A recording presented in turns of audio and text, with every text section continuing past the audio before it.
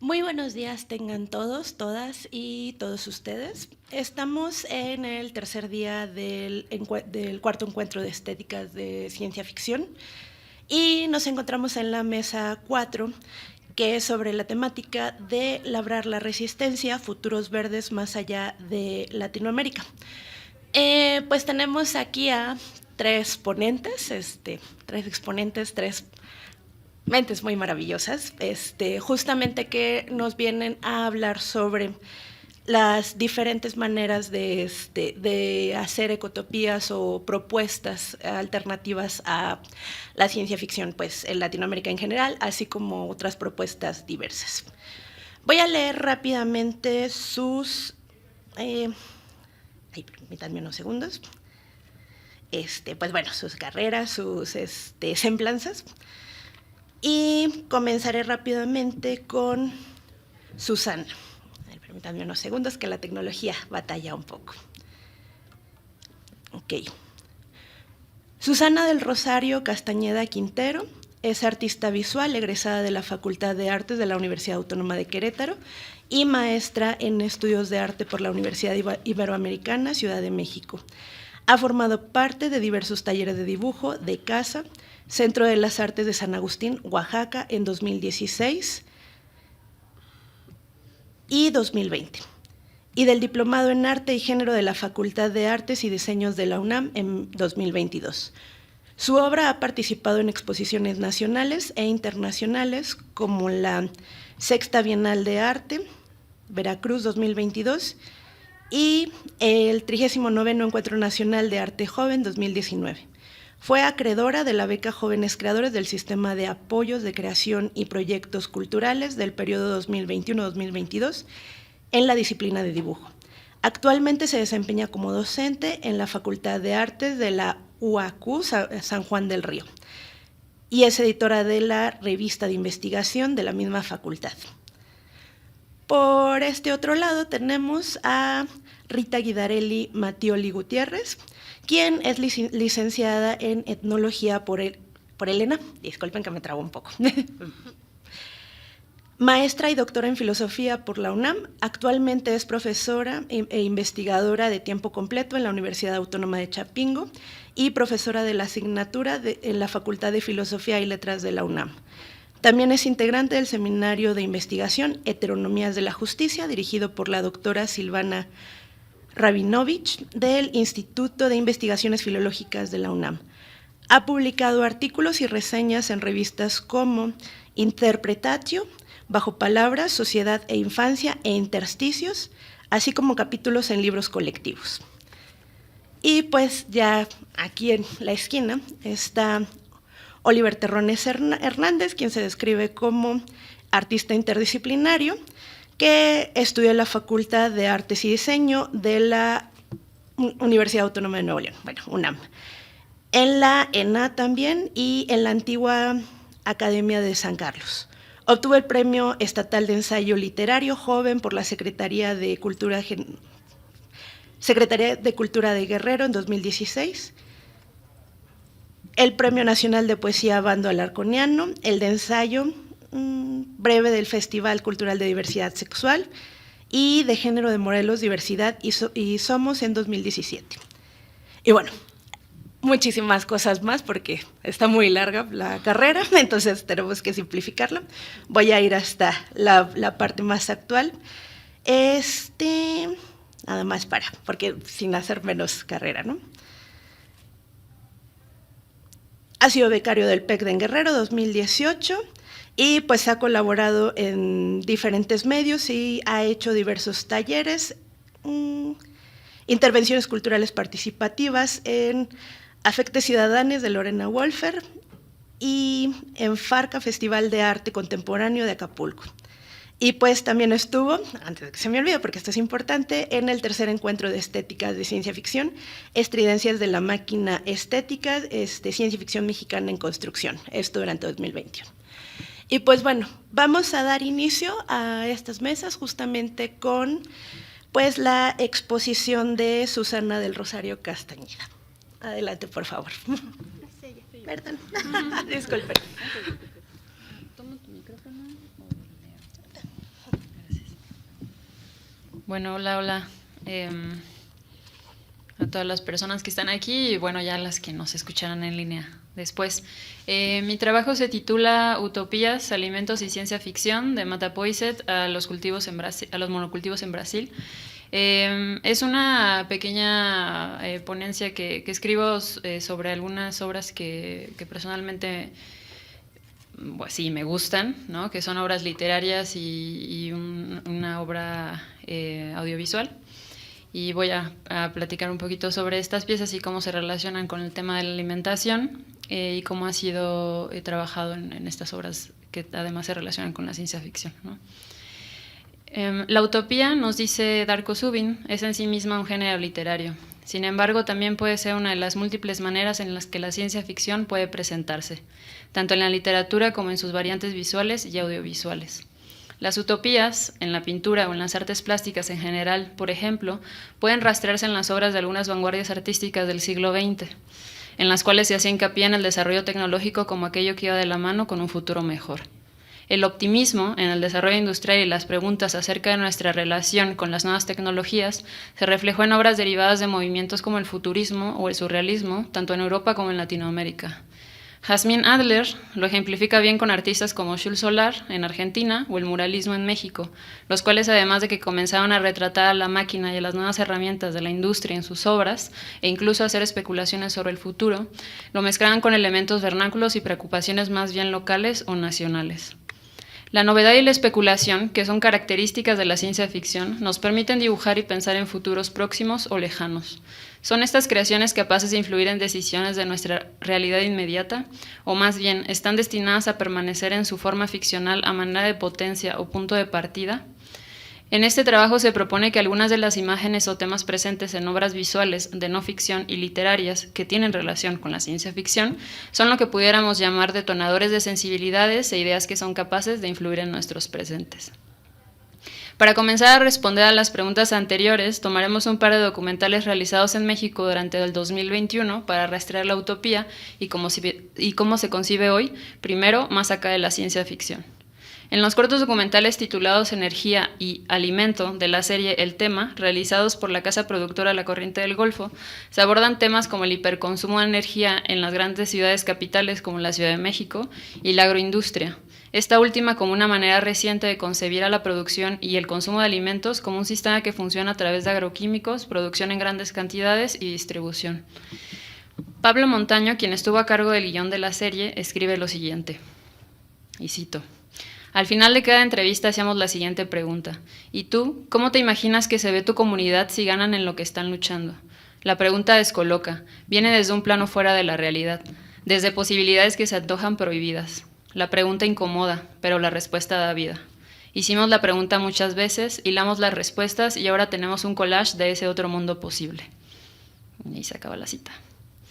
En los cortos se dialoga sobre las alternativas para estas dos problemáticas que aquejan al país y principalmente a la ciudad capital, a la vez que se presentan a personas que actualmente están trabajando en estas alternativas o proponiendo desde sus campos de estudio y acción. Sobre la alimentación, por ejemplo, se exponen los beneficios de los huertos urbanos y se dialoga con personas dedicadas a la producción de alimentos en Xochimilco gracias a la conservación de la actividad chinampera.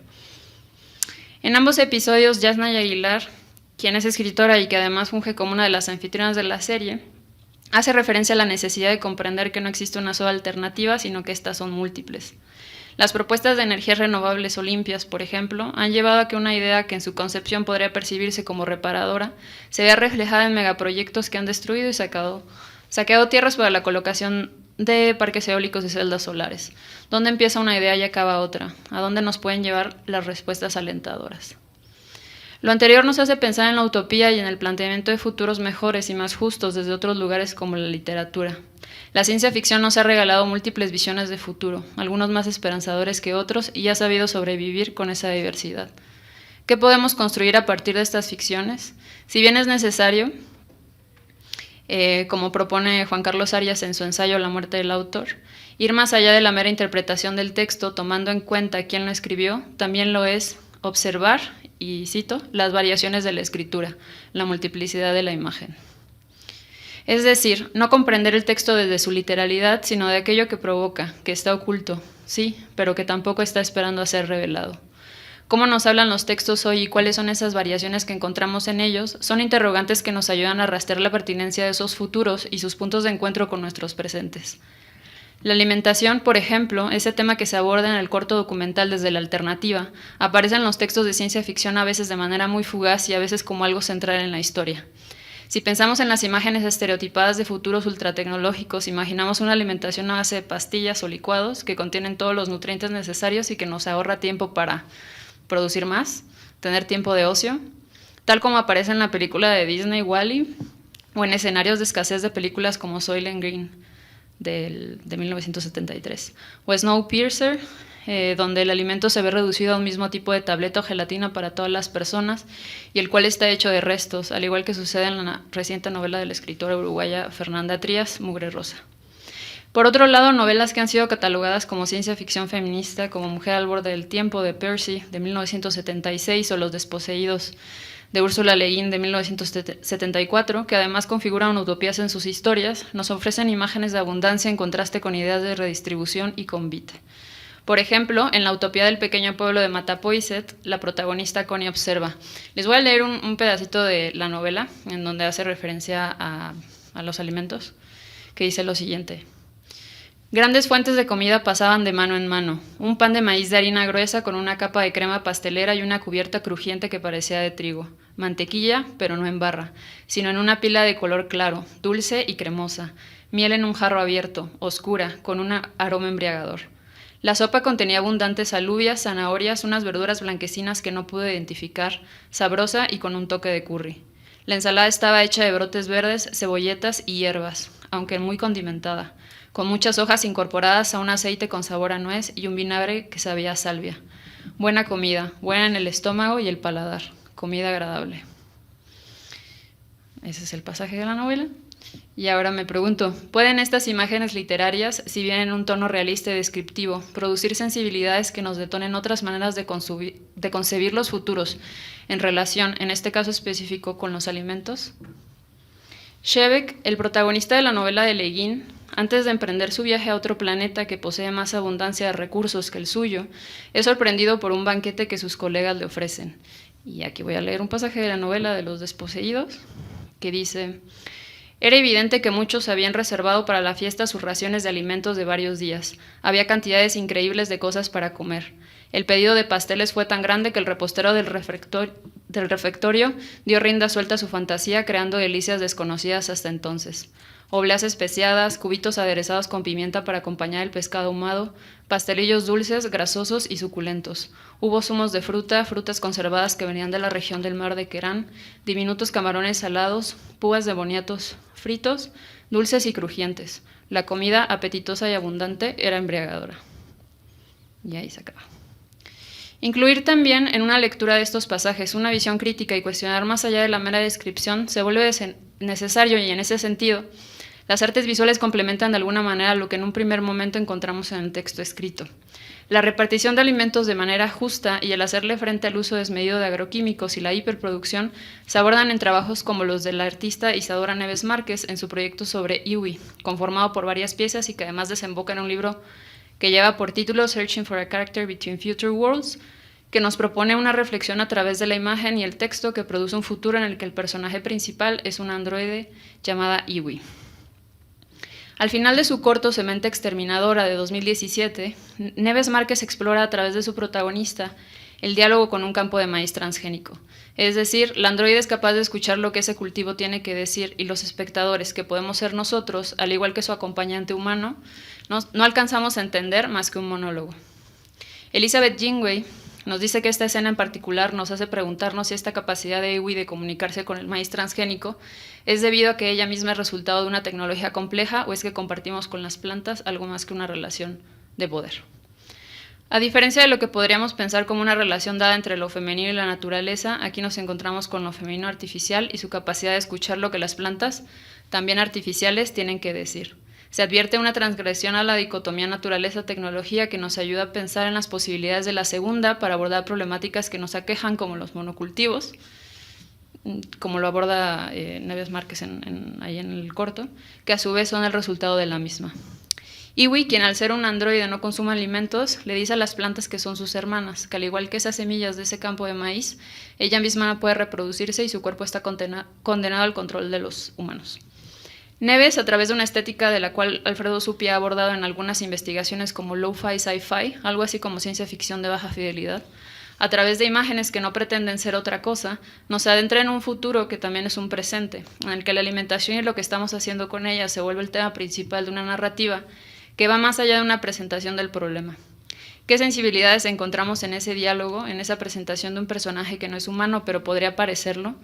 Con sensibilidades me refiero a aquello que la imagen, al igual que el texto, puede detonar, algo así como un mapa mental de ideas que van surgiendo a partir de otras. El diálogo de Iwi nos abre la posibilidad de pensar en la escucha de otras formas de vida, y esta alternativa, presentada como ficción, es una más de las posibilidades de pensar nuestros vínculos con la alimentación. La imagen, un cuerpo que reconocemos como humano representando a un androide indígena que nos presenta el uso de efectos visuales, que no pretende el uso de efectos visuales, sino simplemente el reconocimiento de su persona, nos muestra también una posibilidad de pensar en otras maneras las tecnologías. Esta obra que hemos mencionado, los documentales, las novelas y el corto de Neves Márquez, incluyen no solo una salida visual o escrita que también crea imágenes de una idea, sino posicionamiento político, crítica y quehacer investigativo que además nos permite navegar por su superficie como quien surfea en las olas para tomar de aquí y allá emociones que conectan con otras. Muchas gracias.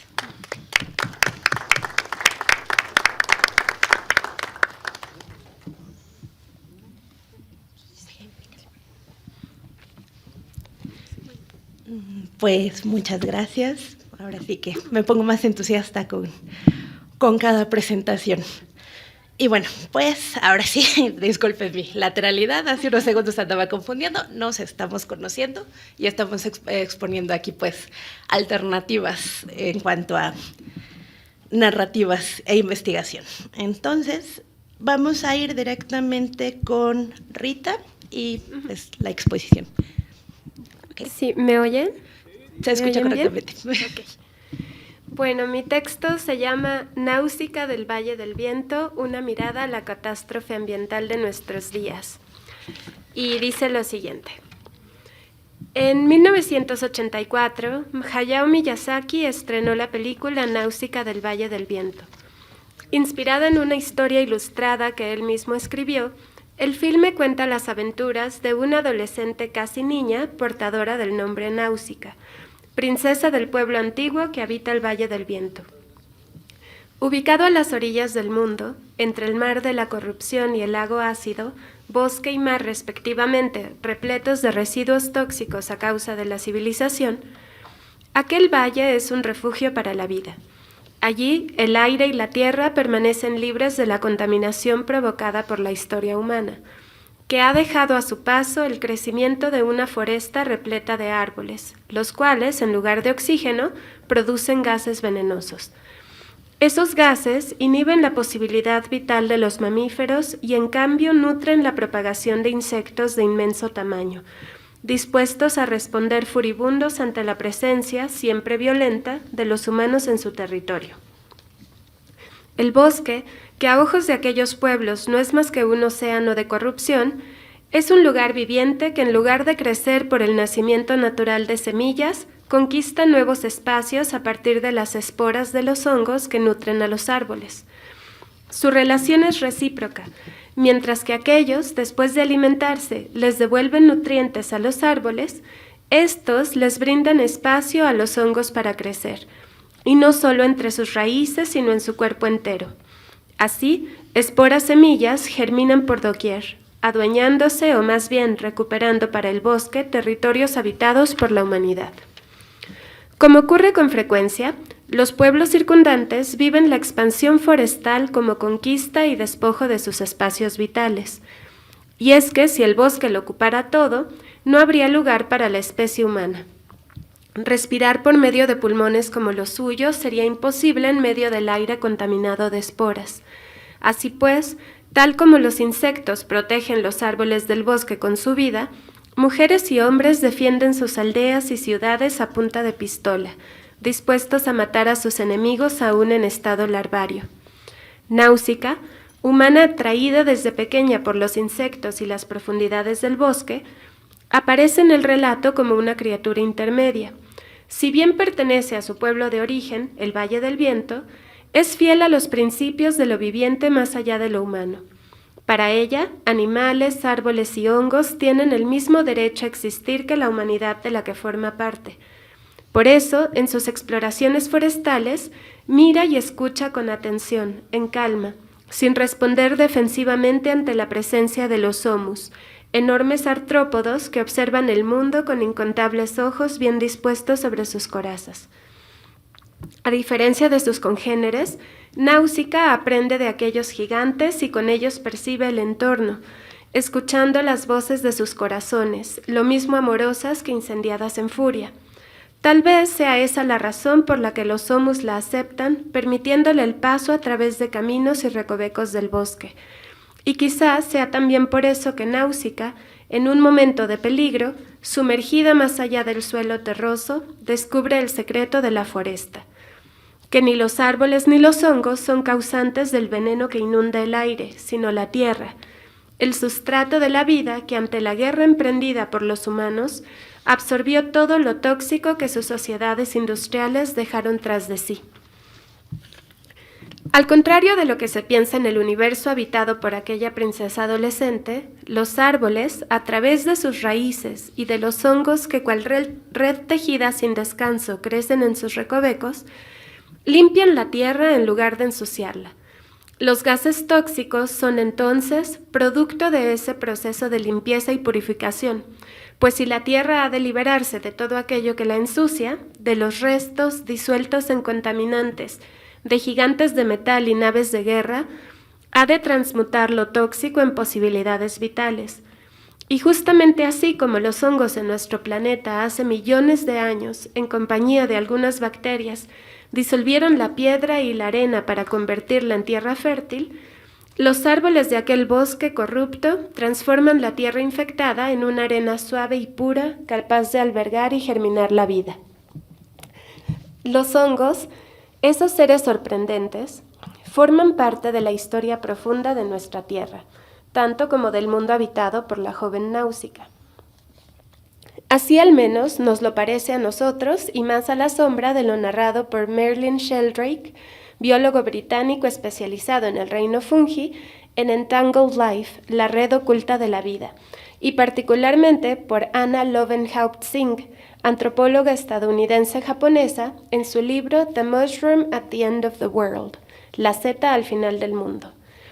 Allí se relata el recorrido de la autora por 5 países del planeta en busca de historias que tienen por protagonista al hongo Matsutake, regenerador de bosques destruidos por industrias forestales, cuya recolección es una tradición ancestral en Japón y que hoy en día se cosecha en varios lugares del mundo para exportarlo a aquella isla, donde se lo considera un manjar.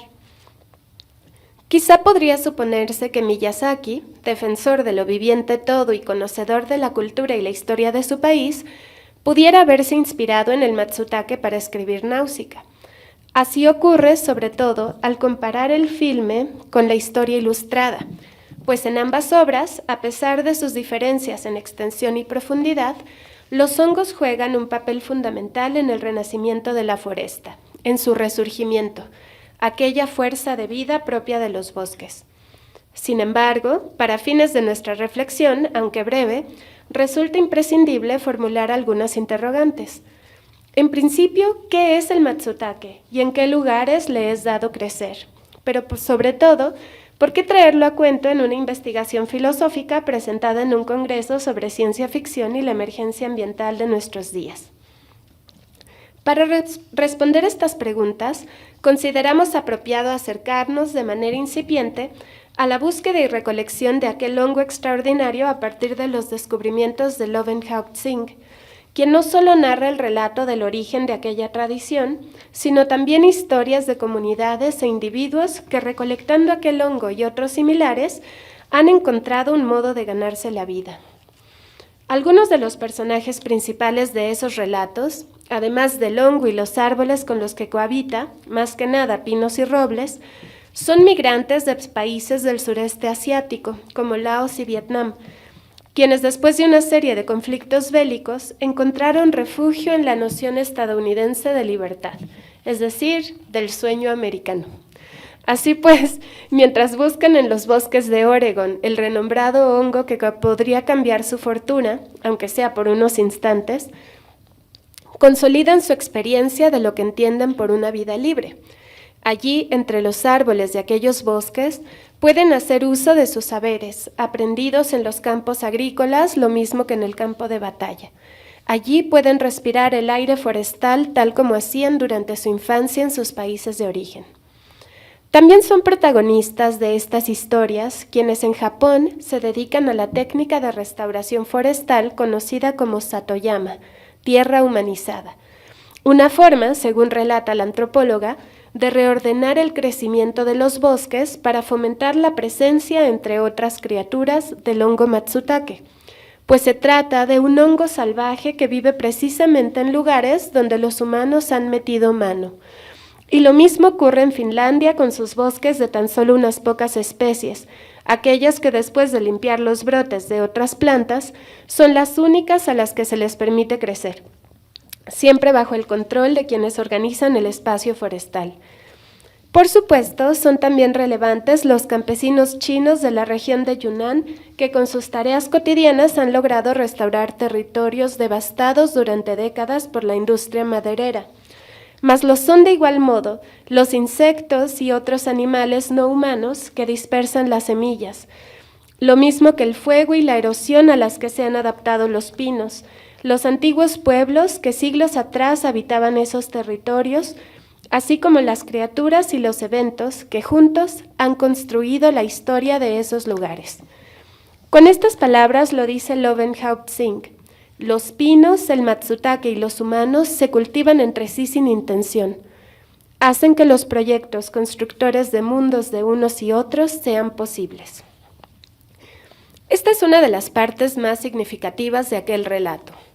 La certeza de que la historia se construye de muchas maneras, con actores diversos y no solamente por las acciones de los seres humanos.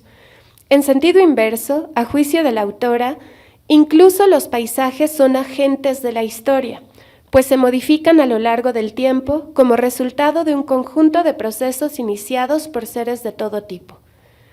Así lo expresa ella misma. Los paisajes no son escenarios para la acción histórica, son agentes en sí mismos. Por lo tanto, podemos afirmar con ella que hay otras maneras de construir mundos. Tal como ocurre con los paisajes, las infancias y las juventudes son también constructoras de la historia. A pesar de que a lo largo del tiempo se les ha negado la posibilidad de pensar por sí mismas, por sí mismos y sobre todo de participar activamente en el desenvolvimiento del mundo, niñas, niños y adolescentes son sujetos de los tiempos y espacios que habitan. Así lo son al menos, a ojos de Hayao Miyazaki, como bien lo demuestran Náusica y todas las protagonistas de sus filmes encabezados por mujeres jóvenes y niñas.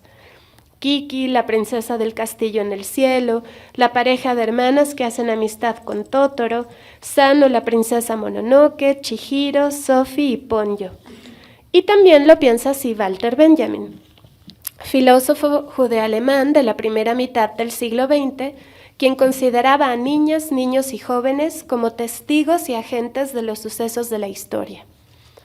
De acuerdo con nuestra lectura de la obra benjaminiana, que puede consultarse por extenso en la tesis doctoral Juego, Infancia y Rememoración en Walter Benjamin, la mirada infantil como gesto filosófico, la mirada infantil es semejante a la mirada del materialista histórico, aquel personaje de las tesis sobre el concepto de historia, testamento intelectual de Walter Benjamin, capaz de detectar las grietas del tiempo de la hora, Jetzeit, las astillas del tiempo mesiánico, es decir, del tiempo por venir, en el momento presente. Y es que solo a partir de esas fisuras que puede llevarse a cabo ese cambio radical que solemos llamar revolución, la transformación de un sistema de cosas, de un sistema de acciones e ideas a otro. Como le ocurre a Náusica, Benjamin descubre la esperanza en el subsuelo, en las ruinas del pasado, que guarda un potencial de futuro, o quizá varios, entre sus despojos. No por nada aquel filósofo tan singular se sentía atraído por la arqueología y hablaba de la excavación como metáfora del recuerdo. En un texto tan hermoso como breve de nombre Desenterrar y recordar, Benjamin se sumerge en el universo del subsuelo en la búsqueda de huellas del pasado que posean semillas fértiles para el presente, en lugar del futuro. Esta metáfora, es decir, la imagen de la excavación como un trabajo de memoria, tuvo origen entre las páginas de sus primeros textos, donde se dedicó a pensar acerca de la alegoría y el drama barroco alemán. No obstante, la volvió a explorar antes de su muerte en las tesis sobre el concepto de historia ante la urgencia de responder a la catástrofe de su propia era, el encumbramiento del fascismo en buena parte de los países europeos. Quizá para muchos estudiosos y lectores de la obra de Walter Benjamin resulta extraño escuchar su nombre en un encuentro dedicado a pensar la crisis climática en el marco de la ciencia ficción, sobre todo mientras se habla de una película de animación japonesa hecha para el público infantil. Sin embargo, si recordamos algunos de los fragmentos escritos por Benjamin, que aunque breves y escasos rondan el tema de la relación que los seres humanos hemos entablado con aquello que llamamos naturaleza, quedará claro que ya desde la primera mitad del siglo XX se vislumbraba desde la filosofía crítica lo problemático de la explotación sin fin de la tierra y sus criaturas. Permítanme leerles en extenso uno de esos fragmentos, que forma parte del panorama imperial contenido en el libro Calle de Dirección Única. De las costumbres más antiguas de los pueblos, parece surgir hoy una advertencia dirigida a nosotros, que al recibir lo que la naturaleza nos ofrece tan generosamente evitemos el gesto de la codicia, pues no podemos regalarle nada nuestro a la Madre Tierra. Por lo tanto, conviene que mostremos reverencia en el tomar, devolviéndole a la Madre Tierra una parte de lo que recibimos antes de apoderarnos de lo que nos corresponde. Una reverencia que nos habla desde la vieja costumbre de la libación. Tal vez esta antiquísima experiencia moral se conserve aún modificada en la prohibición de recoger las espigas olvidadas y las uvas caídas, las cuales benefician a la tierra o a los antepasados protectores. En Atenas estaba prohibido recoger las migajas durante la comida, porque pertenecen a los héroes. En cuanto a la necesidad y la avidez hayan hecho degenerar la sociedad hasta que ya solo pueda recibir de forma predadora los regalos que le ofrece la naturaleza, hasta el punto de llegar a arrebatarle sus frutos antes que lleguen a la madurez para poder venderlos a buen precio y hasta el punto de vaciar todos los platos para mejor saciarse, toda su tierra se empobrecerá y el campo le dará malas cosechas. Si recordamos además el gusto de Benjamin por los juguetes, los libros infantiles, las memorias y las experiencias de infancia, sabremos que nada indigno encontraría entre estas palabras. Y si por último recordamos también las alertas benjaminianas sobre la catástrofe como la otra cara del mito del progreso, reconoceremos con mayor razón la importancia de releer a Benjamin en el contexto de la emergencia ambiental que ahora nos acecha. Y es que el mito de la catástrofe, de esa destrucción anunciada ante la que no se puede hacer mucho, por no decir nada, suele generar impotencia, resignación e inmovilidad, pasividad, para decirlo en una palabra. En cambio, si reconocemos en su seno, aunque sea un recoveco de esperanza, una posibilidad, por minúscula que parezca, de encontrar una vía alterna, podremos poner manos a la obra de una manera distinta. Así lo escribe Benjamin en Experiencia y Pobreza, un breve artículo publicado en una revista alemana de nombre Die Literarische Welt en 1933. ¿A dónde lleva al bárbaro esa su pobreza de experiencia? A comenzar de nuevo, a tener que arreglárselas con poco, a construir con poco y mirando siempre hacia adelante. Pero ¿cómo nos podrá ser dado recomenzar? En consonancia con Náusica, lo mismo que con la filosofía benjaminiana, reconstruyendo a partir de las ruinas aquellas alternativas de presente que en el pasado quedaron suspendidas. Y aunque no sea posible realizarlas en nuestro tiempo, tal vez podremos con ellas nutrir el sustrato para que quizá algunas semillas, unas más viejas que nosotros y otras sembradas en nuestra era, germinen en el futuro. De eso, creemos, trata Náusica del Valle del Viento, Esa primera gran obra producto de la imaginación, la perspectiva sobre el mundo y el arte original de Hayao Miyazaki.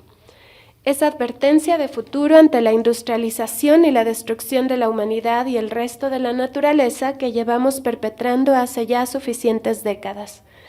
De eso trata, pues, el relato de esa joven princesa, de una esperanza pequeñita oculta entre las raíces de un antiguo bosque, entre los residuos tóxicos de la historia humana, que no ha podido arrasar con todo sin dejar aunque sea una diminuta posibilidad de vida.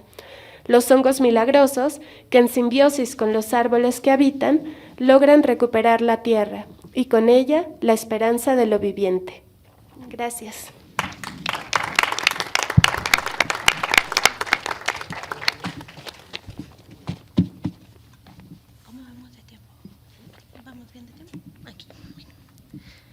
Bueno, pues muchas gracias. Me deja pensando mucho y me impresiona este uso de Walter Benjamin. No lo vi venir, pero muy agradecida por eso. Bueno, pues ahora procedemos a ir con Oliver Terrones, quien justamente también nos trae otra propuesta sobre repensar pues, el cambio climático. Adelante. Hola, bueno, primero gracias a los y les trabajadores del Centro Nacional de las Artes, del CENIDEAP y del Seminario de Estéticas de Ciencia Ficción por hacer esto posible, por hacer posible este espacio que es de difusión, de investigación, de producción, pero sobre todo de aprendizaje. Y bueno, voy a empezar porque, como decía la doctora Blanca, no tenemos tiempo, pero como una maestra también muy querida y admirada dice, siempre hemos podido hackear el tiempo. Escribía los últimos fragmentos de este texto cuando el huracán Otis de categoría 5 tocó tierra en Acapulco, la categoría máxima para las tormentas a las que llamamos huracanes, pero que seguramente tendrán otros nombres y medidas en Urano o Neptuno. La tormenta arreció durante la noche, como es costumbre en el Pacífico, durante la que me mantuve encerrado primero en mi cuarto y finalmente en un ropero, mientras todo en la ciudad se rompía. 3 horas sin hogar, porque cuando el viento y la lluvia entran de ese modo, rompiendo, empujando muebles y arrancando pedazos de árboles y animales para meterlos dentro, resulta imposible sentirse en uno. Pasé la noche cubriéndome los oídos y diciéndome que por favor parara, aunque sé bien que funciones lingüísticas como esas solo tienen el efecto de tranquilizar a quien las emite, y no hay modo de que las plegarias tengan efecto en las tormentas. Lo que de ningún modo es un sentimiento de desesperanza, pues de serlo no estaría ahora mismo aquí, como parte de un encuentro que se desenvuelve, entre otras cosas, alrededor de la palabra.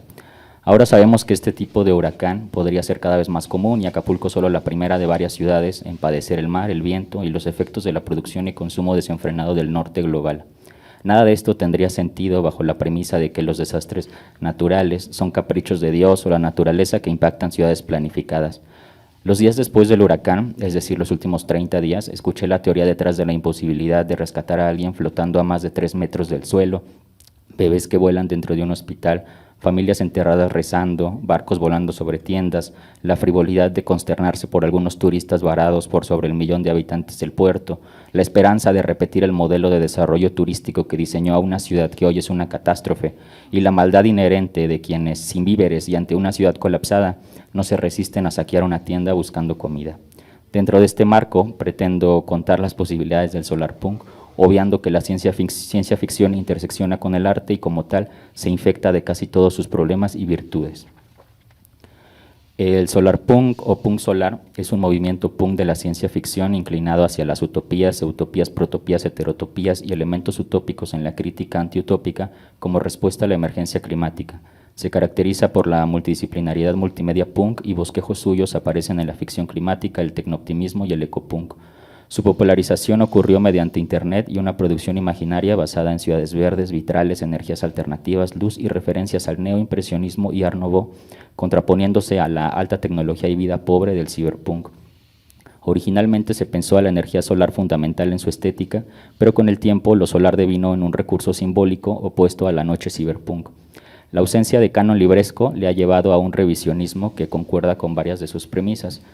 Por ejemplo, que el solarpunk debería funcionar a partir de tecnologías existentes y cosas que ya sabemos que son posibles, que los creativos solarpunk no necesitan reinventar la rueda, sino comunicarse con quienes la construyeron por primera vez, o que la tecnología que necesitamos para una utopía ya está aquí, simplemente no hemos encontrado la voluntad política para promulgarla, todas en sincronía con la ética de reducción de consumo.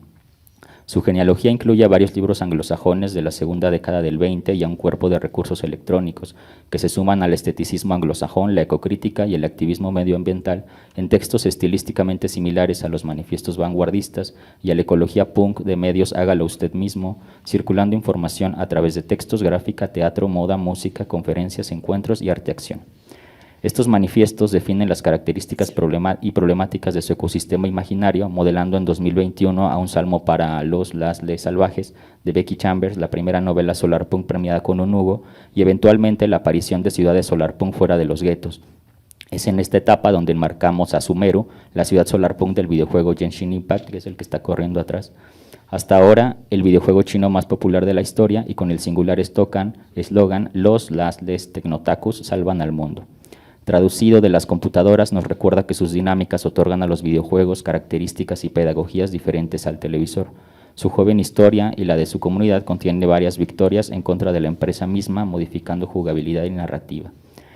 El análisis de videojuegos explora escalas virtuales que replantean nuestra observación y complejizan a la ciencia ficción, que ya es un entorno virtual divergente a la literatura tradicional, pensada por autores como Samuel Erdelani como un artefacto que se anticipa al posmodernismo o completamente posmoderno. Habitar los personajes de Genshin Impact se vuelve la experiencia anhelada y con frecuencia les jugadores olvidan su trama principal, uno o una viajera que busca a su hermano o hermana al mismo tiempo que desentierra su propia biografía. No exageraría al decir que avanzado el juego, los jugadores, las jugadoras, les jugadores olvidan por qué están ahí dentro. Su trama ocurre dentro de la heterotopía de Teyvat, construida mediante referencias socioculturales chinas, japonesas, indias, alemanas, iraníes, francesas, rusas y precolombinas, con imaginarios premodernos que problematizan categorías eurocéntricas como espada y brujería o tecnología mágica o magitech, pero también al sinofuturismo, con acentos simbólicos en teteras, cartas, sellos, contratos, jarrones, choconús, golems y palacios flotantes, mientras que la magia, brujería y hechicería son más bien medicina, comercio, jurisdicción o guerra. No hay pues magia, hechicería, espada o brujería, pero sí tecnología. Un enredo derivado de conceptualizaciones eurocéntricas que se diluye con ayuda del concepto de cosmotécnica de Yu Hui. Cito: la tecnología no es un universal antropológico, es posibilitada y constreñida por cosmologías particulares que van más allá de la funcionalidad o utilidad. Por consiguiente, no existe una única tecnología, sino múltiples cosmotécnicas, caracterizadas por diferentes dinámicas entre lo cósmico, lo moral y lo técnico. Cierro cita. Esta tecnodiversidad se aparta del universalismo tecnológico occidental que a lo largo de la modernidad ejecutó distintos relatos de colonización, salpicando a los estudios anglo-eurocéntricos de la ciencia ficción que reducen la fantasía al imaginario medieval de Europa, una península del continente asiático. Las tecnologías divinas de Sumeru dejan ver sus ligaduras fantásticas, reflejando a la vez lo mucho que el pensamiento mágico sacramental de Occidente, por ejemplo el cristianismo, influye en su propio imaginario tecnológico. Sumeru se ubica entre la selva tropical y el desierto con topónimos, antropónimos y fitónimos que refieren a imaginarios indios e iraníes, un recurso ligado a procesos de descolonización imaginaria que, por ejemplo, en México ocurrió durante la literatura novohispana y en Estados Unidos a través de obras como Diario Rural de Susan Fenimore Cooper. Los imaginarios indios e iraníes en Sumeru también incluyen referencias arquitectónicas al Art Nouveau, desarrollado fuera de Francia en una ciudad que de lejos parece un árbol, por el que sus caminos de mármol escalan hasta la Academia de Sumeru en una representación palaciega separatista, recordándonos al antiacademicismo neoimpresionista y Art Nouveau, pero también a la crítica que desde la ciencia ficción hace, por ejemplo, Samuel Erdelani, a los futurismos libertarios que conservan estructuras rígidas, coloniales y de poder. Cito: echa un vistazo a las sociedades de Ursula K. Le Guin. Todas son redes sueltas de tribunales, kibbutz y academias. Como tal, todas sus instituciones son lugares altamente estructurados y muy protegidos. Cierro cita. Esta ciudad-jardín crece bajo el aparente resguardo de un arconte prisionero en un alcázar vegetal que es capullo, laboratorio, nave y palacio Art Nouveau, siguiendo el tropo occidental del jardín como espacio de sabiduría, poder y sadismo inherente que modela el espacio con plantas sometidas a fuerza de tijeras, podadoras, asadas y rastrillos, resultado de una crueldad controlada, donde los jardines expresan no solo una cosmovisión y proyecto de sociedad, sino también un ideal de vida y modelo ético, siendo un elemento clásico de las utopías occidentales. Les habitantes de Sumeru son académicos, académicas, académiques, estudiantes y mercenarias que colaboran en intrigas comerciales, piratería y tráfico de conocimiento. Estas mercenarias provenientes del desierto, de piel oscura y ataviados al estilo persa, narran conflictos sociales con les académicos. Cito lo que dicen los mercenarios: lo único que saben hacer es acomodarse en sus salarios y vivir a cuerpo de rey, mientras que en el desierto luchamos todos los días. Acatan cada capricho de esos condenados sabios y tiran por la borda los principios de un mercenario. El regimiento está a cargo de la defensa de la ciudad, pero están hartos de que los sabios no dejen de darles órdenes. Dudo que esos tipos mimados les importe cómo nos llamamos nosotros, los marginados. A diferencia de esos académicos pedantes y mimados, nosotros somos coherentes de palabra y acción, somos más merecedores del título de sabios o sabias. Esas engreídas de la academia creen que el destino de las masas está escrito en el cielo. Además de conflictos derivados de la desigualdad, se suman los éticos derivados del extractivismo académico. Mercaderes y artistas se agremian subterráneamente en un suburbio que crece en las raíces de Sumeru, ornamentado con herrería, jardines y ebanistería, desde donde resisten mandatos académicos como no bailar, no teatralizar y no llevar a cabo fiestas populares. La Academia de Sumeru mantiene relaciones migratorias con el resto de regiones donde es común su presencia en puestos de poder, sin ser la primera vez que se representan relaciones interurbanas solarpunk. En Mujer al borde del tiempo del 76, la personaje principal transita entre su presente en un sanatorio mental y la aldea futura solarpunk. En la serie animada Arcane del 2021, ambientada en el universo del videojuego League of Legends, la explotación de una ciudad cyberpunk sostiene a una brillante ciudad steampunk en la que habitan élites económicas, políticas y científicas, desde donde se expulsa a un científico antibelicista, fundando junto a los guetos una aldea solarpunk desde la que opera en contra del colonialismo steampunk. Estos híbridos funcionan como heterotopías, fracturando fronteras impuestas por manuales cosméticos y estilísticos que, lejos de degeneración, son muestra de un ecosistema creativo vivo. Las heterotopías, según Foucault, reflejan una saturación propia del siglo XIX, crisis, acumulación del pasado y sobrecarga de muertos. Quizá en algún momento sumaremos heterotopías Foucaultianas y atopías bartesianas, que es la ausencia de lugar, a la lista de lugares y obsesión espacial de la ciencia ficción moderna y posmoderna. Su estilo gráfico es cercano al del animador, mangaka y empresario Hayao Miyazaki, considerado inspiración solarpunk, pero también criticado por romantizar Occidente y sus burgos impulsores del capitalismo, ad hoc con el hecho de que Japón es quien mejor ha incorporado la tecnología occidental. A su vez, Miyazaki se inspira del neoimpresionismo, que a través de la paleta de color buscaba maximizar la luz mediante preceptos racionalistas, desterrando todo color terroso, lo que estéticamente quizá determine la ausencia de diversidad climática solarpunk, siendo predominantes bosques, selvas, taigas y praderas, pero anómalos los arbustales, páramos, desiertos, estepas, tundras, océanos y desiertos polares. Son frecuentes en las alusiones poéticas del impresionismo, el antiacademicismo, las alusiones solares y la observación técnica y científica de los colores. Además de la paleta, Genshin Impact ocurre en una atmósfera planeable en sintonía con filmes del estudio Ghibli, como Náusica del Valle del Viento, El Castillo en el Cielo o El Increíble Castillo Vagabundo, que invocan al viento como un signo entre la evasión, la elusión y la voluntad, sintetizando al sentimiento fantástico. Sus cúpulas remiten al pabellón de cristal de Bruno Taut y sus interiores domésticos parecen diseñados por Gaillard o Colonna, recordándonos al fragmento más citado de los manifiestos solarpunk, y junto a las referencias Art Nouveau generaron la asociación del solarpunk con el vidrio, dando título a varias de sus antologías. Cito una parte, este popular fragmento de este manifiesto. ¿Te imaginas lo lindo que sería tener por todas partes vitrales que en realidad fueran paneles solares? Que lo escribió una autora, una usuaria en Tumblr en el 2014. La vegetación urbana cubre una opulencia vegetal que rechaza metales preciosos y diamantes en una discreta ciudad que adquiere su fama de ciudad de la sabiduría, tanto por su arconte como por el Akasha, un dispositivo tecnológico similar al Conner de Mujer al borde del tiempo, que es esta cosita que traen los personajes aquí como un aparatito, que rige a la ciudad de modo discreto, blando, interno y cercano a la clorofila, la inteligencia natural y las fantasías cibernéticas. Localiza, informa, pero también cosecha sueños. Junto a su arconte, el pueblo de Sumeru es rehén de una élite académica formada por los rectores de sus distintas facultades, dice uno de los personajes de Sumeru. Las circunstancias de Sumeru son bastante especiales. La razón por la que se la conoce como la ciudad de la sabiduría es porque todos sus recursos guardan una estrecha relación con la academia. En Sumeru, los recursos académicos equivalen a los recursos de la sociedad, hasta el punto que no es de extrañar que se formen relaciones familiares con fines académicos. La cosecha de sueños produce paramnesia, que afecta a la memoria, falseándola y obligando a la población a vivir repetidamente el mismo día. Esta cosecha forma parte del desvío de recursos de la academia para construir a un dios mecánico que sustituya al arconte, extrayendo de un árbol conocimiento al que llaman divino y cuya única prueba de divinidad es enloquecer humanas. Lo encapsulan e insertan a través de la caja, reflejando las necesidades de una ciudad académica y sus estándares industriales de producción de conocimiento, dice uno de los traficantes. Para ustedes, contrabandear con conocimiento encapsulado podrá parecer un crimen imperdonable, pero para nosotros es la única manera de sobrevivir. Este tropo, similar al tráfico de psicoactivos y medicamentos derivado de la desigualdad, las megalópolis arqueológicas y una virtualidad conflictiva, le otorga a Sumeru tinturas cyberpunk. A la trama principal se añaden subtramas para cada personaje o personaje jugable, guardabosques, académicas, bailarines, bailarinas, mercenarios, mercenarias, comerciantes, guardianes y arcontes, que transitan temporalidades divergentes y conflictos académicos, lingüísticos, arqueológicos, arquitectónicos, agrotecnológicos, químicos, robóticos, médicos, ecológicos, cibernéticos, biológicos y administrativos.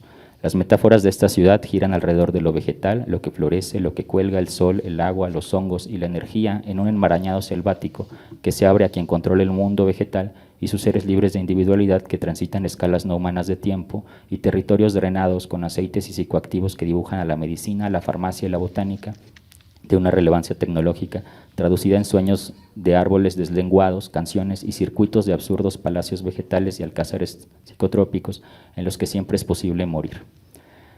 Bucles de muerte alimenticia que descolocan al antropocentrismo. Sus melodías insinúan la armonía detrás de lo natural, siguiendo el racionalismo Art Nouveau, en composiciones originales que mezclan música sinfónica y folclórica indoiraní, transitando del folclore a los sueños en un tejido de trama lejos del relato unipersonal del héroe y más cerca de la teoría de la bolsa de transporte de la ficción de Kalle Guin. Los sueños, una niña arconte, los seres a género del bosque y un árbol memoria del mundo configuran la naturaleza que la élite académica intenta sustituir en un pueblo que ha perdido todo sentido de la curiosidad y padece anómalos embistes ecológicos. Esta naturaleza, representada por la arconte, abraza inteligencia, curiosidad, ausencia de instinto materno y antiautoritarismo, cuestionando tropos occidentales asociados a la naturaleza, como la madre naturaleza, la genoflora antropófaga o la infantilización sexualizada y cosmética de la ninfa vegetal del Art Nouveau. A diferencia del resto de arcontes, la de Sumeru es una niña que habita una realidad paramnésica, interiorista y divergente de sueños, recuerdos, analepsis, naturaleza y personajes que contradicen roles tradicionales, recordándonos algunos tropos de la nueva ola de la ciencia ficción anglosajona, también inspirada en el Art Nouveau y que cuestionaba fronteras entre la realidad, la fantasía y la ciencia ficción. La resistencia a la élite académica proviene de los cuerpos de artistas, artesanos, artesanas, mercenarios y disidentes de la academia que resisten sus embistes, tráfico de conocimiento y conflictos religiosos a través de una serie de descubrimientos arqueológicos y epistolares que reconstruyen un fragmento de historia que aclara un malentendido histórico, siguiendo la intención utópica decimonónica, entre cuyos ejemplos mexicanos se encuentran, por ejemplo, La Navidad en las montañas de Ignacio Manuel Altamirano, donde imagina una hermandad entre dos bandos políticos irreconciliables del siglo XIX. Unidos, mercenarios, mercenarias, habitantes del desierto, disidentes de la academia y el arconte, remedian la paramnesia que obliga a Sumeru a vivir un mismo día cientos de veces, auxiliados con la memoria muscular de una mercenaria y una bailarina, cuya fuerza adquirida por la repetición diaria fractura la ilusión del inmutable día. El cuerpo burla las trampas intelectuales de la fantasía y la soberbia de una academia descrita con ansias de omniscencia y omnipotencia que quema por dentro y fototaxia que hace buscar fuentes de luz toda su vida. La fabricación de un dios, además de antípoda del conocimiento corpóreo, es tropo y fantasma de conflictos bioéticos contemporáneos. La fabricación del corazón de un mundo sin corazón, citando a Bloch. La lucha final del arconte y su pueblo contra el dios mecánico reutiliza la tecnología que les oprimía, convirtiéndola en un arma multipolar de construcción masiva, en una emotiva batalla donde cada habitante transfiere conocimiento para derrotar al dios mecánico, la victoria colectiva de la nación de la sabiduría.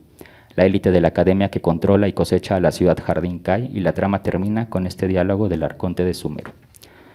Todos anidamos a la sombra del gran árbol de la sabiduría, mientras nos asomamos a ver el mundo. Hace mucho tiempo soñaba sola en este mundo. En mis sueños todo el mundo también soñaba al dormir. Pensamientos descabellados y maravillosos brotaban de sus mentes. Algunos caían de bruces y otros flotaban en el aire, conectando a todo en este mundo en una única red resplandeciente. En medio de un sinfín de mundos, había incontables universos de minutos. Todos los destinos brillaban intensamente en el entramado. Poco a poco comprendí que lo indescriptible e inconstante tiene el significado más profundo de este mundo. Solo ello puede disipar la locura. Solo los sueños pueden despertar la conciencia de las profundidades insondables. Soy yo quien hizo la pregunta y soy yo quien buscó la respuesta. Devolveré todos los sueños a la gente. Adiós, pueblo de Sumero. Espero que esta noche sean bendecidos con los sueños más dulces. Gracias.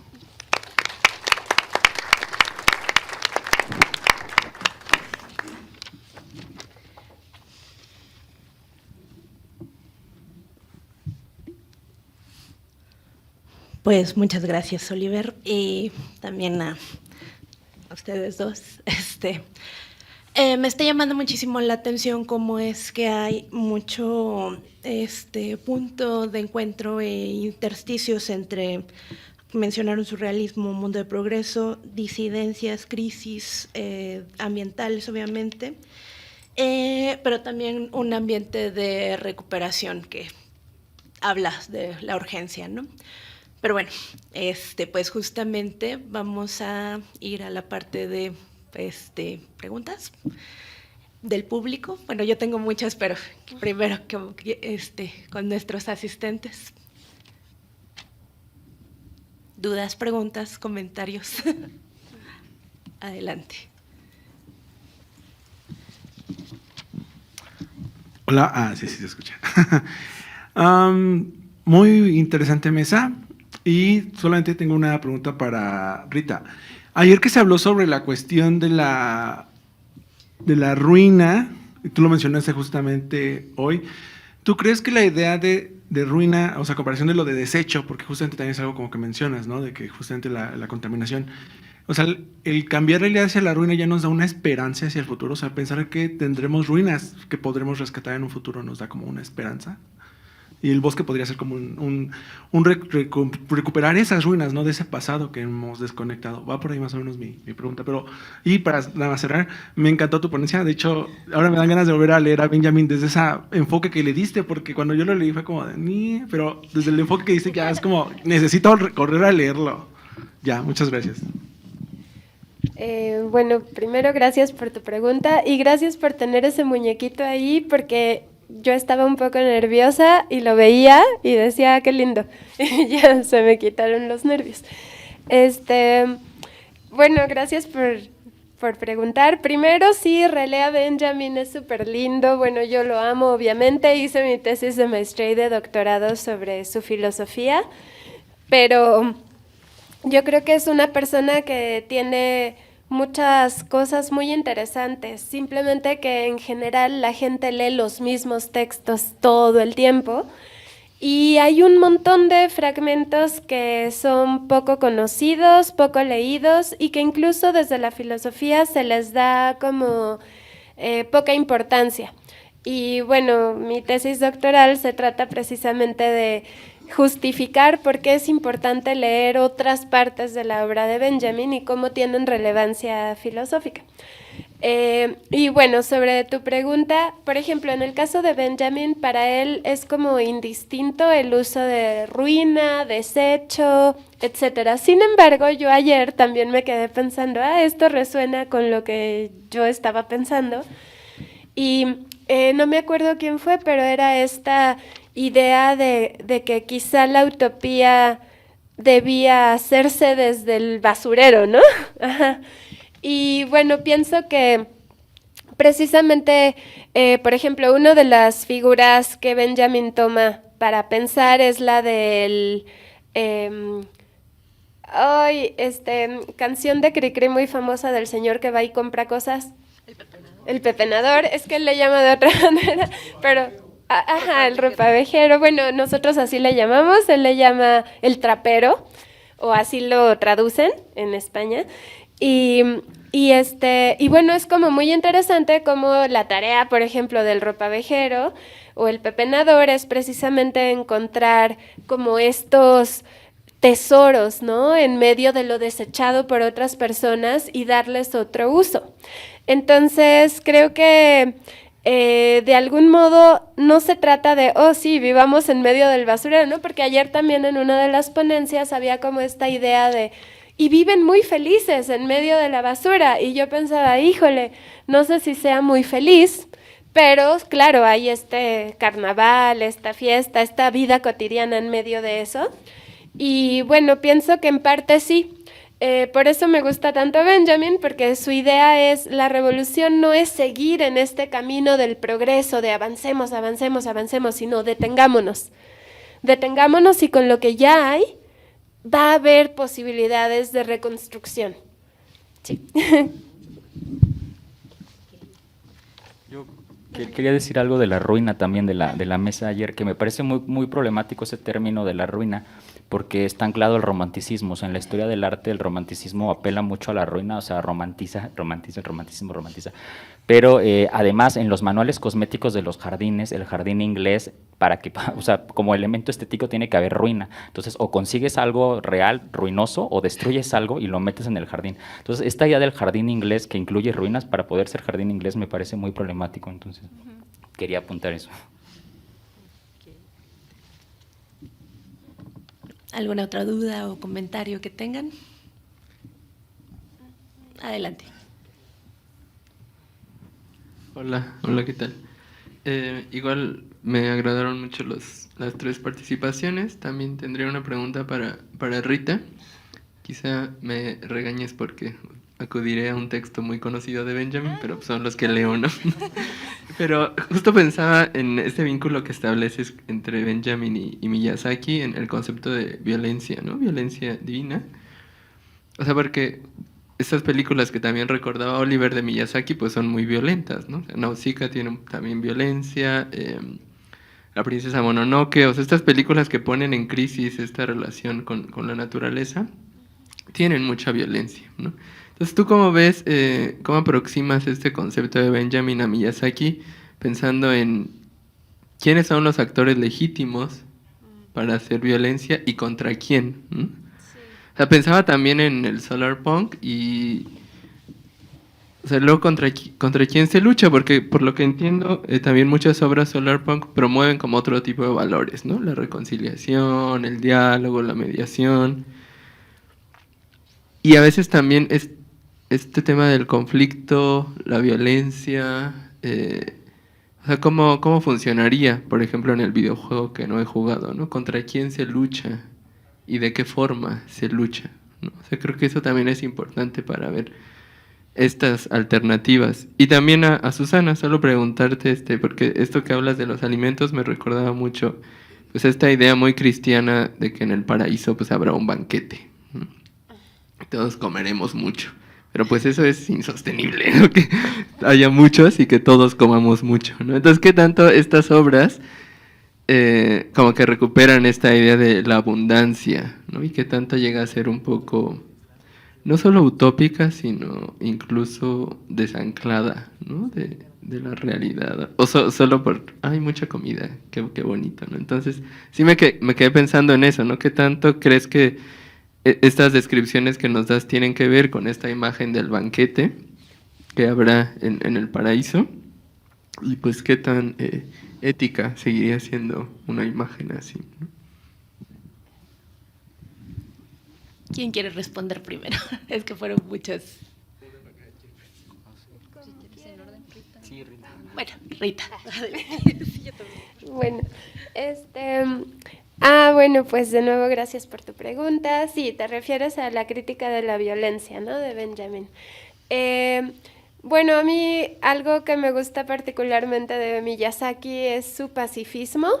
Es verdad que sus películas son profundamente violentas, pero al mismo tiempo, bueno, estaba pensando que en Náusica la película es muy violenta, pero la historia ilustrada, bueno, el manga, digamos, es más violento. O sea, realmente sí es como un nivel de violencia mucho mayor. De hecho, Náusica termina así como yéndose, ¿no? En medio del bosque con un personaje que no aparece en la película, y porque de plano ya es como insostenible.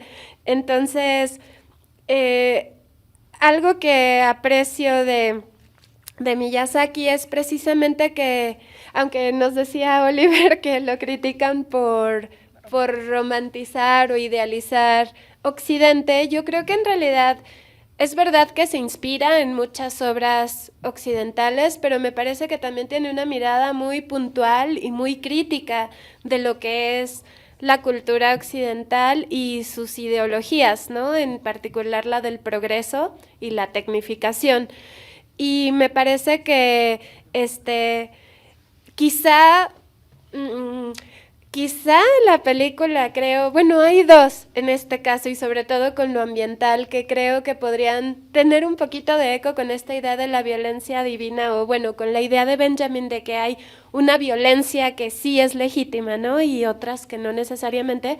Y pienso que podrían ser tanto la princesa Mononoke como Ponyo, en esto que ocurre, ¿no? Como la naturaleza sí se desboca, ¿no? Porque Ponyo sale del mar y entonces todo está desbocado y todo se inunda. O en la princesa Mononoke, esta confrontación permanente entre lo que solemos pensar como naturaleza y cultura. Pero por eso creo que, y bueno, no lo puse aquí, pero cuando me refiero a que Náusica es un personaje intermedio, para mí es muy interesante también Ashitaka, el de la princesa Mononoke, que es también este punto intermedio entre estos dos deseos legítimos, ¿no? El deseo del bosque de seguir viviendo y seguir existiendo tal como es, y el deseo de Lady Eboshi, que es también un deseo de hagamos una comunidad humana con los marginados de la historia. Pero entonces, ¿cómo estos dos deseos de pronto parecen que para existir necesitan anular al otro, cuando en el fondo los seres humanos somos tanto naturaleza como en nuestra naturaleza está la posibilidad de crear cultura? Entonces, no sé, no puedo responderte más que eso, pero aprovechando que le hiciste una pregunta a Susana, yo quería preguntarte si nos podías recordar el nombre de la serie de estos cortometrajes que se me hicieron muy interesantes.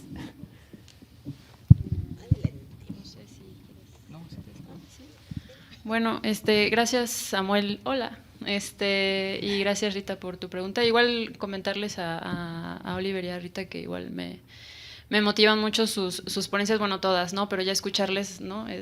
Leyéndolas, pues es distinto, ¿no? A estar leyendo los documentos que nos compartimos en algún momento, ¿no? Y bueno, nada más, igual comentar antes que precisamente, bueno, ahorita que preguntaban sobre el enemigo por ahí, creo que mencionas que es como este dios máquina, ¿no? Contra el que pelean, y me acordé que también en Mujer al borde del tiempo en algún momento el enemigo nunca aparece como tal descrito, ¿no? Pero sí es algo que tiene que ver con la máquina. Y bueno, la serie que comento sobre, bueno, el cortometraje se llama Semente Exterminadora, es en portugués, que es Semilla Exterminadora, de Isadora Neves Márquez, y ella trabaja todas las, digamos, son una serie de trabajos enmarcados en un proyecto que se llama IWY, ¿no? YWY, que es como buscando un personaje, searching for a character between future worlds, ¿no? Buscando un personaje entre mundos futuros, ¿no? Y bueno, es una serie que explora sobre todo este tema de los monocultivos en Brasil, ¿no? De soya, de maíz, que además sirven para combustibles, ¿no? Y todo este tema. Y toda su obra en realidad explora como temas que aparecen en obras de ciencia ficción, ¿no? Que además ella también escribe sobre ciencia ficción, ¿no? Hace como investigación. Y le interesa mucho el tema, abordarlo desde la audiovisualidad, ¿no? O sea, como crear estos cortos y toda esta... Pues sí, es más como una artista contemporánea, ¿no? Porque también escribe poesía y bueno, todo este tema, ¿no? Y bueno, sobre este tema de la alimentación, a mí lo que me llama la atención, por ejemplo, estas dos obras que yo cito, que es Los Desposeídos, que bueno, digamos como el subtítulo, ¿no? Que lleva esta obra de Leguín es una utopía ambigua, ¿no? Ella siempre como que está muy consciente que no está construyendo como tal una utopía. Y por ejemplo también lo mismo sucede en Mujer al borde del tiempo, ¿no? Aparece una utopía, ¿no? Que es este pueblo, ¿no? Que nunca se sabe si son, digamos, solo sucede en la mente de la protagonista, ¿no? O si está experimentando estos viajes en el tiempo, ¿no? Etcétera.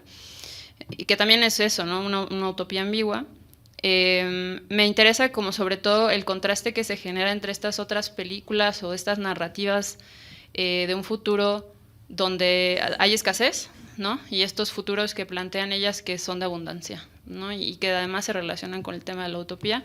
Me parece como interesante porque no es solo su abundancia, sino que no, tampoco lo describen tanto porque no son unas obras que aborden directamente, ¿no?, el tema de la alimentación, pero que no es solo la abundancia, sino de dónde provienen o cómo se están retratando esta abundancia, ¿no?, que es como en una mesa con más personas, ¿no?, por ejemplo, en la que narraba de Shevek, ¿no?, de los desposeídos, pues sabemos que viene de Anarres, ¿no? Y que Anarres tiene una escasez de recursos, ¿no? Digamos. Entonces se genera como este banquete que todos sus compañeros, ¿no?, en ese momento fueron guardando comida, ¿no?, para ese momento, y para que hubiera comida en ese momento, ¿no? No significa que haya ya comida en ese planeta, ¿no?, sino que la van guardando, ¿no?, o van cuidando sus raciones para que en ese momento pueda haber un banquete,